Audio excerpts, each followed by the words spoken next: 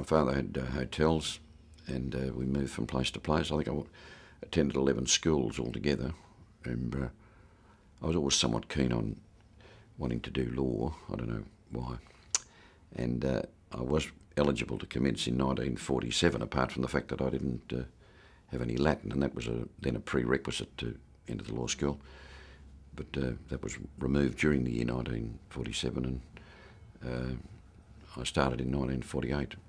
I actually left school in the middle of 1946 and came down to Melbourne to work, and then due to the influence of a nun who has had profound influence on my life, she's now dead, but I did what was then called matric at Taylor's and eventually started law.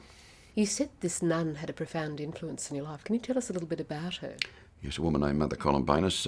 I left school at the end of year 11, and I'd got a job in the public service down here, but I was told when I'd be starting was a matter of the lap of the gods, and I just didn't do anything. She told me to, when I did get the job down here in the middle of the year, that I could do matric. I didn't think I could, but anyway, she said she'd fix that up, and she used to send me down the works of a girl named Carmel O'Donnell, who I'd been at school with, who was a bright girl, and I got all her work, and then went along to Taylor's. Taylor's, it's a huge institution now. It was then much smaller. I'll never forget George Taylor. He was a little, dapper, right-wing fellow.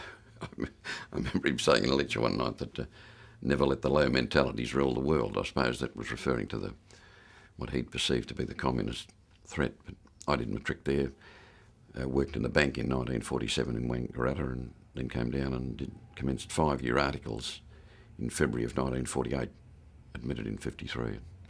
Then I continued on as an employee solicitor till I went overseas, or mid to late 1958, and came back and signed the bar roll in 1960.